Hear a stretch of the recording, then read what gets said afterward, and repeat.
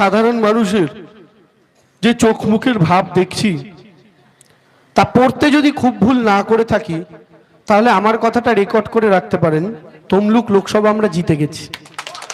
এটা আমি আপনাদের নিশ্চিত করে বলতে পারি। এখন আমাদের লড়াইটা ব্যবধান বাড়ানোর।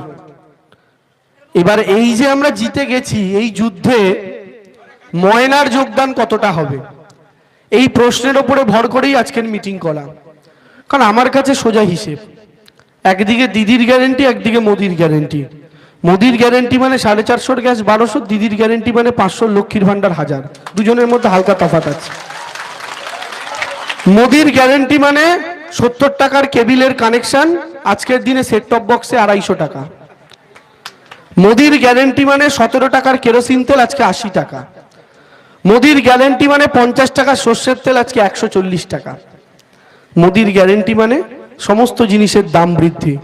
আর দিদির গ্যারেন্টি মানে আপনার ছোট্ট ছেলে মেয়েটা স্কুলে গেলে মিড ডে মিলে মুরগির মাংস। দিদির গ্যারেন্টি মানে স্কুলে যাওয়ার জন্য সবুজ সাথীর সাইকেল।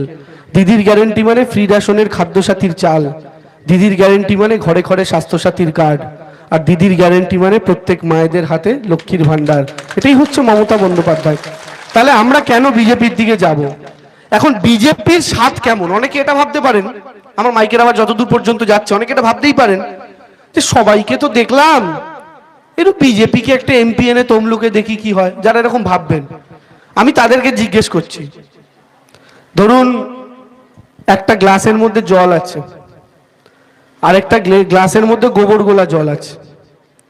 এবার আপনি রোজ ওই জল, সাধারণ জলটা খাচ্ছেন তৃপ্তি মেটানোর জন্য। আপনি কি কোনোদিন ঘুম থেকে উঠে বলবেন রোজই তো সাধারণ জল খাচ্ছি, আজ একটু গোবর জল খাই? বলবেন না তো। বিজেপি হচ্ছে সেই গোবর জল। তাই টেস্ট পরিবর্তনের জন্য কেউ গোবর জল খায় না। কিন্তু তারপরেও আমি আপনাদের বলবো, আপনারা তো বিজেপির সাথ পেয়ে গেছেন। বিজেপির এমপি কি কাজ হয়? বিজেপির এমপি হলে কিভাবে পেয়েছেন? আপনাদের এখানে দিব্যেন্দু অধিকারী এমপি ছিলেন। 2019-এ যখন ভোট নিতে এসেছিলেন তখন হয়তো কিছু লোক দেখা পেয়েছেন, কিন্তু 19-এর পর আর দেখতে পাননি। আমি গ্যারেন্টি দিয়ে বলতে পারি 19-এর পর 5 বছর দিব্যেন্দু অধিকারীর দেখা পাননি। এই দিব্যেন্দু তৃণমূলের টিকিটে জিতেছিল, কিন্তু 2020-তে তার দাদা বিজেপিতে চলে যাবার পর তিনিও প্রায় বিজেপিতেই ছিলেন। তাহলে 2020, 21, 22, 23, 24, 21, 22, 23, 24, 4 বছর ধরে সে কিন্তু বিজেপির সাংসদ। তাহলে বিজেপির সাংসদকে কিন্তু এলাকায় দেখা যায়নি, শুভেন্দু অধিকারীর পরিবারের লোককে এলাকায় দেখা যায়নি। কিন্তু অন্যান্য জায়গায় যেখানে তৃণমূলের এমপিরা আছে, যান, যারা এখনো তৃণমূলটা করেন, তাদের এলাকায় এলাকায় আপনি দেখতে পাবেন। তাহলে অভিজিৎ গাঙ্গুলিকে যদি ভোট দেন, অভিজিৎ গাঙ্গুলিও কিন্তু দিব্যেন্দুর মতোই হবে। কারণ দিব্যেন্দু যেমন আসেনি, অভিজিৎ তো আসবে না। কেন আসবে না? কারণ ইনি তো জীবনে দৌড়ঝাঁপ করেননি, ছুটতে শেখেননি। বয়স হচ্ছে 61 বছর। কি করেছেন এতদিন? চেয়ারে গদিতে বসে। আপনি কেউ রুটি খেতে ভালোবাসেন, কেউ ভাত খেতে ভালোবাসেন, কেউ ফ্রাইড রাইস খেতে ভালোবাসেন। অভিজিৎ গাঙ্গুলি নুন লেবু আর কাঁচা লঙ্কা দিয়ে চাকরি খেতে ভালোবাসেন। উনি তেরে চাকরি খেয়েছেন। কিভাবে খেয়েছেন? আরাম কেদারায় বসে বসে। যে লোকটা বসে বসে এতদিন চাকরি খেলো, সে এমপি হওয়ার পর এই তমলুক লোকসভাটা কত বড় জানেন মায়েরা? এই তমলুক লোকসভা হলো ময়না থেকে মহিষাদল, নন্দকুমার থেকে তমলুক, হলদিয়া থেকে নন্দীগ্রাম, সেখান থেকে কোলাঘাট। এই এত বড় 7টা বিধানসভা নিয়ে একটা তমলুক লোকসভা। এখন ভোটের আগে শুধু ভোট চাইতে এলাম চলে গেলাম তো হবে না। লোকে তো দিব্যেন্দু অধিকারী বলে গালাগাল দেবে। ভোটের পর তো কাজ করতে হবে। কাজ করতে গেলে এই 7টা বিধানসভা ছুটতে হবে। এখন যে লোকটা এতদিন শুধু বসে বসে চাকরি খেয়েছে, জীবনে দৌড়য়নি, ছোটেনি, বিশ্বাস করেন সেই লোকটা কাজ করতে পারবে? কোনোদিন পারবে না। আমাকে কদিন আগে অভিজিৎ গাঙ্গুলি আমার বিরুদ্ধে তো বেশি কিছু বলতে পারছে না। শুভেন্দু অনেক চেষ্টা করছে দেবাংশুকে কি বলা যায়, চোর বলতে যাচ্ছে, ওর কর্মীরাই আটকাচ্ছে। বলে দাদা দেবাংশুকে বলো না, পাবলিক আরো খেপে যাবে। উল্টো পাল্টা গালাগাল দিতে যাচ্ছে, পারছে না। তাই শুভেন্দু বাবু একটা কথা বললো, বলে অভিজিৎ গাঙ্গুলি হচ্ছে গঙ্গা আর আমি দেবাংশু হচ্ছি নর্দমা। এখন শুভেন্দু অধিকারী হচ্ছে আমার জেঠুর বয়সী লোক, তা আমি তার ভাইপোর বয়সী। একজন লোক তার ভাইপোর বয়সী একটা ছেলেকে নর্দমা বলতে পারে মায়েরা? আমি তো শুভেন্দু অধিকারীকে বলতে পারি যে শুভেন্দু অধিকারীর মানে অনেক, এই শুভেন্দু অধিকারী মানে ওই, কিন্তু আমি কিন্তু কোনোদিন অসম্মান করি না বয়সে বড়দের। এদিকে শুভেন্দুর থেকে অনুপ্রাণিত অভিজিৎ গঙ্গোপাধ্যায় কদিন আগে বলছে আমার বিরুদ্ধে একটি ছেলে ভোটে দাঁড়িয়েছে, বাচ্চা ছেলে। তো আমি তো বাচ্চাই, আমার 28 বছর বয়স, আমি বাচ্চা, কিন্তু আমি মাইকে, মিডিয়া আমার কাছে এলো মাইক নিয়ে, বলছে দাদা অভিজিৎ গাঙ্গুলি আপনাকে বাচ্চা ছেলে বলছেন, আপনি কি বলবেন? হ্যাঁ আমি বাচ্চা ছেলে, উনি আমার দাদু। কারণ আমার 28 ওনার 61, আমি বাচ্চা হলে উনি আমার দাদু। এবার দাদু আর নাতির লড়াই হবে, দাদুও ছুটবে নাতিও ছুটবে, কে আগে দৌড়তে পারে। যেই আমি বলেছি এই দাদু নাতির কথা, সাথে সাথে অভিজিৎ গঙ্গোপাধ্যায় আবার একদিন এসছেন, মাইক ধরেছে, ধরে বলছে যে ছেলেটা এখানে দাঁড়িয়েছে ও জানে না যে আমি হচ্ছি চন্দ্রবোড়া সাপ। ও বলছে নিজেকে, বলছে আমি ছবল মারতে পারি। একজন প্রাক্তন বিচারপতি নিজেকে বলছে সাপ। হ্যাঁ, ভাবতে পারেন? আর আপনারা ময়নার মানুষ কি যেচে বাড়িতে সাপ খোপ ঢোকাতে চান এই সন্ধ্যেবেলা? কেউ চায় না। নিজেকে বলছে চন্দ্রবোড়া সাপ। আর তখন আমার কাছে আবার কিছু সংবাদ মাধ্যম এলো মাইকটা নিয়ে, বলছে দাদা অভিজিৎ গাঙ্গুলি নিজেকে চন্দ্রবোড়া সাপ বলছে, আপনি কি বলবেন?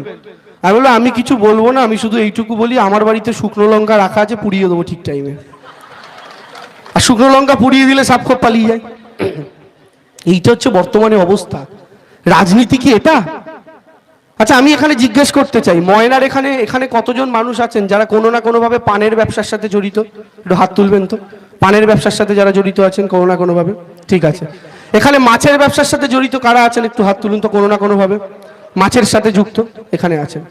আমি জানি আপনাদের এখানে দুটো চাহিদা আছে। একটা চাহিদা, দুটো চাহিদাই একই, যে পান আর মাছের জন্য একটা কোল্ড স্টোরেজ দরকার।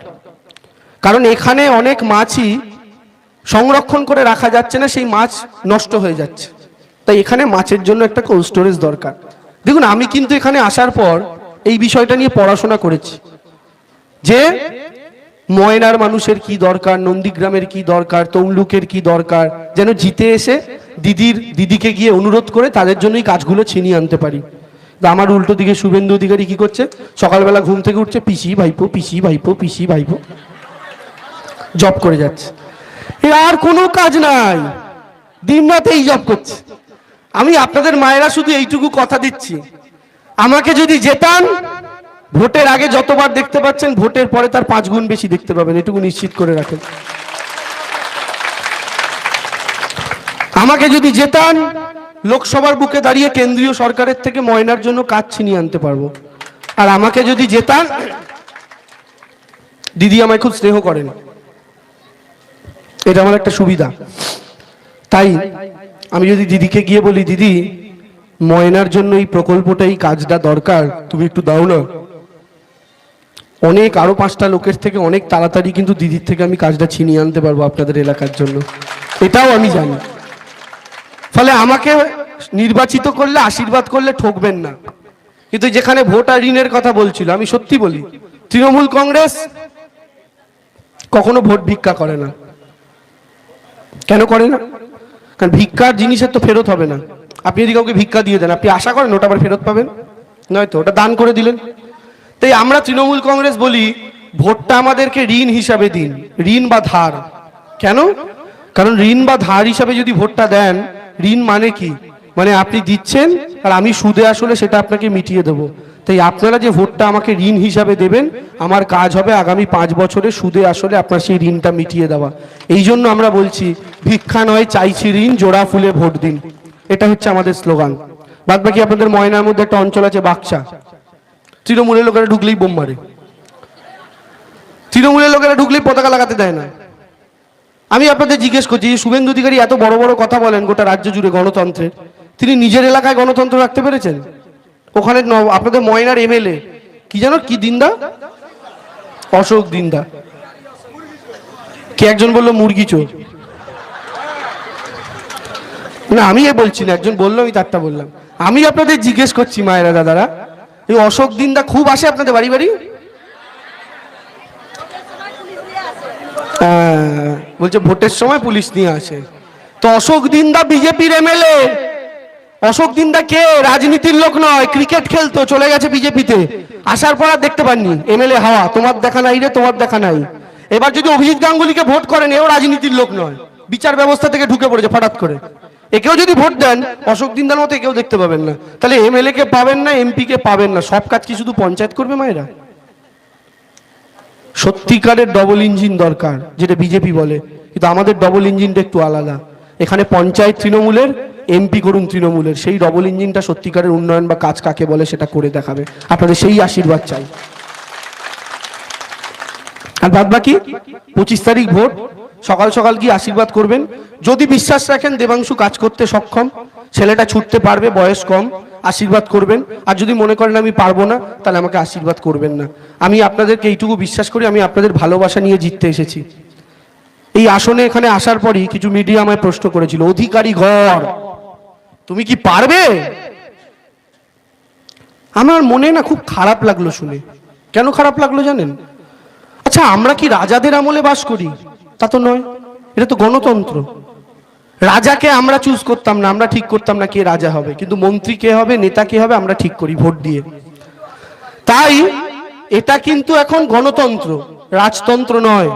তো সেখানে শুভেন্দু বাবুরা কি বলে, আমার গড়, আমার পরিবারের গড়। আরে ময়নার মাটি যদি কারোর গড় হয়, সেটা ময়নার মানুষের গড়, ময়নায় যে লোকজন থাকেন তাদের গড়, এটা তাদের মাটি, কোনো শুভেন্দু অধিকারীর মাটি নয়, কোনো অধিকারী পরিবারের মাটি নয়। এটা আপনাদেরকে বুঝতে হবে।